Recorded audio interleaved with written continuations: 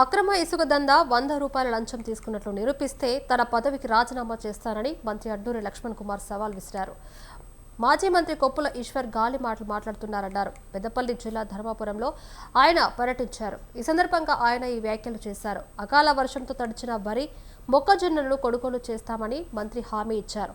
రైతులు అధైర్యపడొద్దన్నారు. BRS working president KTR వారి ప్రభుత్వ హయాంలో వేలాది లారీలతో అక్రమ ఇసుక దందా చేశారన్నారు. ఇసుక లారీలకు అడ్డం వస్తే నేరేళ్లలో దళితులపై విచక్షణ రహితంగా 3rd డిగ్రీ ప్రయోగించారని మంత్రి అడ్లూరి లక్ష్మణ్ కుమార్ విమర్శించారు.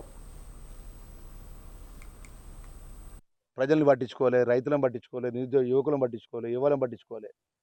ఇక ఆ మాజీ మంత్రి మొన్న పనిచేసినప్పుడు గాలి మాటలు మాట్లాడతాడు. నిన్న కూర్చొని ఏదో సోషల్ మీడియాలో మాట్లాడుతాడు. నేను ఆ స్థాయిలో మాట్లాడదలుచుకోలే. నేను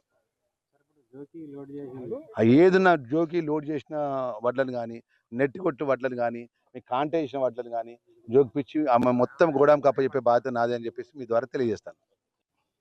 సిరిసిల్లలో వారి ప్రభుత్వం హయాంలో ఉన్నప్పుడు విచ్చలముడిగా రోజుకు వేలాది లారీలు అక్రమ దందా చేస్తా అంటే పాపం అక్కడ ఒక బానయ్య అనే ఒక అంబేద్కర్ సంఘ గ్రామ శాఖ అధ్యక్షుడు, ఆ గ్రామంలో అంబేద్కర్ సంఘాలకు సంబంధించినటువంటి ప్రజలు ఆ సంఘాల ఆధ్వర్యం లోపల అనుకోకుండా ఒక బాబు పాప ఇసుక లారీ కింద వాడు చనిపోతే అడ్డం తిరిగి ఇసుక లారీ ఆ దొరగారి కేటీఆర్ దొరగారు, సంతోష్రావు దొరగారి యొక్క టీఆర్ఎస్ బీఆర్ఎస్ పార్టీ వీళ్ళ నాయకుడు కుప్పులీశ్వర్ యొక్క నాయకుని యొక్క ఇసుక దందా లారీలకు అడ్డం వస్తే నేరేళ్లకు సంబంధించినటువంటి దళితులను విచక్షణ రహితంగా 3rd డిగ్రీ ఉపయోగించి వారు భవిష్యత్తులో జీవితానికి పనికి రాకుండా పోలీసు వాళ్ళతోని